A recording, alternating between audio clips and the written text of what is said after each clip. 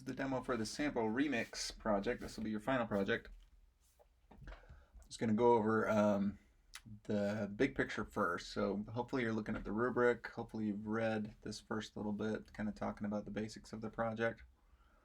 I split this project into 4 steps, and there's going to be a video for each one of these steps that'll walk you through everything that you need to know.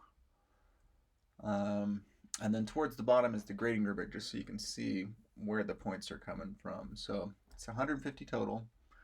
100 of those points are just going to be getting through the checklist, which basically just shows me you've been through all the tutorials and picked up all the necessary skills from each one, including turning in your final project. And then 50 of the points are for quality, and these are the things that I'm looking for in the quality specifically, 10 points on each section.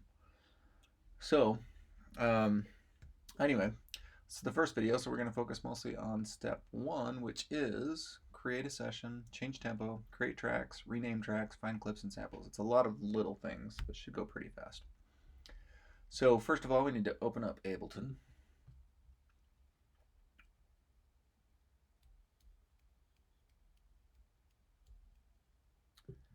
And then, as always, first things first, let's save. So go to File, Save Live Set. And I don't have a audio student on this computer, but make sure you put it in your audio student folder. I've just made a folder here that I can stick this in. So this is going to be your name and sample remix. I'm going to call this sample remix demo. Okay. And then the first thing is change the tempo. Tempo is how fast your beat is going to be playing. By default, Ableton sets your tempo up here in the upper left-hand corner to 120, which is 120 beats per minute, or that's like 2 beats per second because there's 60 seconds in a minute. And you need to change it to some number other than that. 120 is a real common tempo for lots of different styles of music. Real nice, kind of not too fast, not too slow kind of tempo. So it needs to be something other than 120 though. So even if you really love 120, do something like 121 or 119, something close to that. If you want to experiment out with some faster tempos like 140 or 150, you can certainly do that. You can get up into a crazy range like 300 or something, but it really becomes unmusical, at a certain point. So I would probably stick around between the range of like maybe 60 at the very slowest and maybe 200 at the fastest, in that range. I'll just stick to about 140, let's say, for now. So that's one way you can do, is just enter in a number and hit enter. The other way, you can actually just tap it in. So if you're not sure how many beats per minute, but you know about how fast you can kind of tap it out on the table, then you can just click the tap button and it will automatically kind of figure out about where you're at and give you a good estimate there. So I'm about 136 there. So yeah, I'm going to stick to 140. So change that first thing, and you can always come back and change that later on in the project too. That's an important thing, just to that oftentimes gets missed. So do that now, just so you know you've checked that off the list. And then one other thing before we get going, go up to Live and go to Preferences, and click on the Record Warp Launch tab over here on the left. And what this section does is it really affects how your samples are treated inside Ableton. And where I'm home right now making this demo, I'm not sure, but I just want you to make sure that we've got the settings straight on this one. Go to Warp and Fade section right here.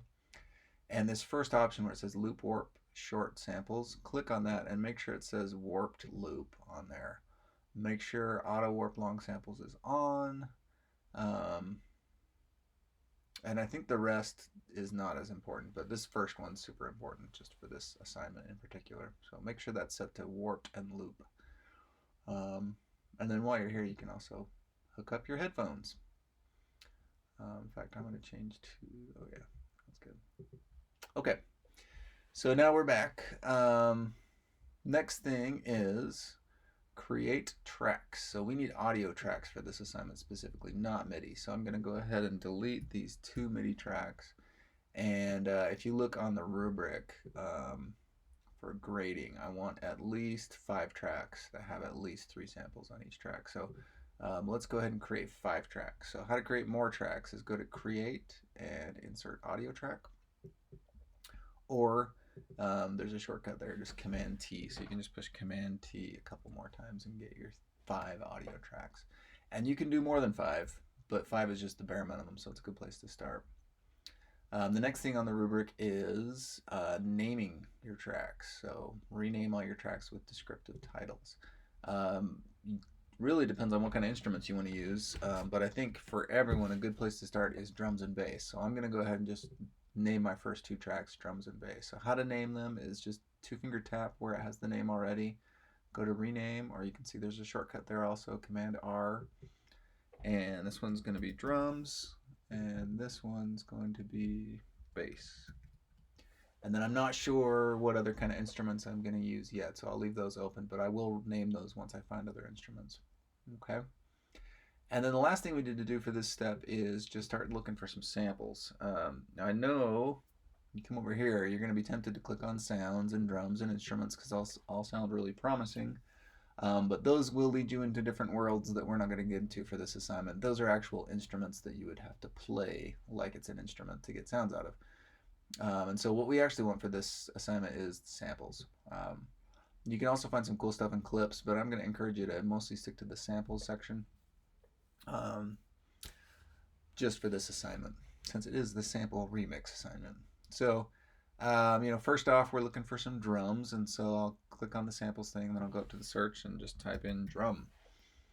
And then anything with drum in the title will be listed here. So just a couple of things to kind of take note of. If you click on the sample, it'll play that sample. Push spacebar and it'll stop. So you're looking for stuff that that just catches your ear right now. Don't worry so much about anything. Just go through the samples kind of as quick as you can. You don't have time to listen to everything. So just, start, if you find something you kind of like, usually all the stuff that has like a similar name might be similar to that. So you might want to kind of stick to those families. Another thing on the names too, embedded in the name is some information that's kind of hard to decipher, but if you look at it, it might kind of help you know what to do with it. So obviously this is a drum loop, so you know that, and this is drum something. This is also a loop, but any drum loop, most of the drum loops I should say, have got some numbers associated with them in here. What those numbers are meaning is how fast is the tempo for that drum loop. And that's what it was originally recorded at. Now the cool thing is Ableton will actually automatically change your tempos of any of your samples to match whatever tempo you have up here. So this was originally recorded at 170, which is quite fast if you listen to it.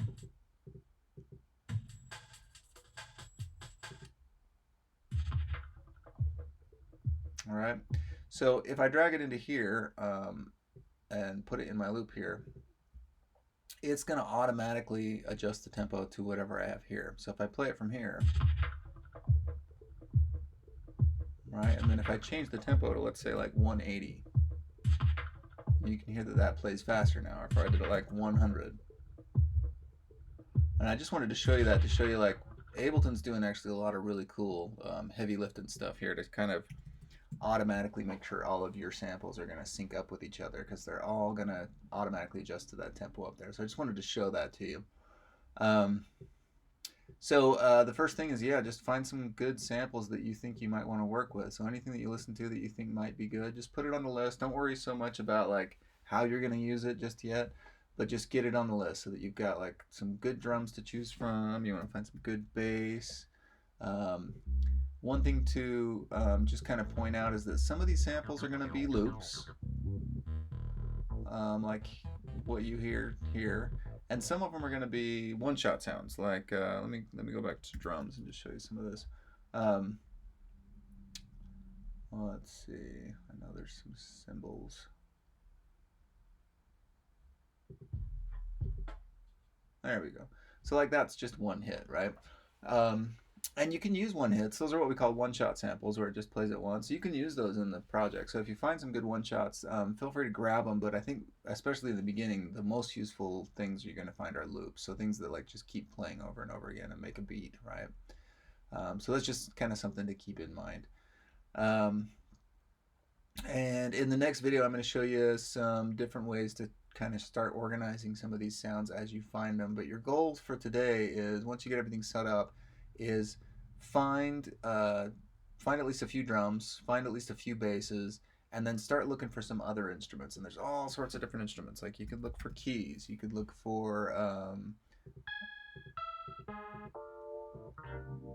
I mean, there's just some cool stuff in here. Guitar. Some are just like single strums. Some are more rhythmic.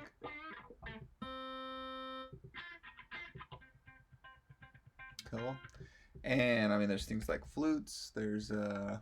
Um, there's things like I know a lot of people. A lot of times people search for like violin, and honestly, you're not going to find a lot of samples under the violin word. But if you type in string instead, then you'll find a whole bunch of things that are all sorts of different kinds of strings. So kind of be thinking about like different names that might hold the category of stuff that you're looking for. Um, Look for some, some stringed instruments, some percussion instruments, some wind instruments. Mix it up so that you've got a wide variety of sounds to work with. So that the next step, you've got a lot of stuff that you can put together and play with. And that's it for this first step. Good luck.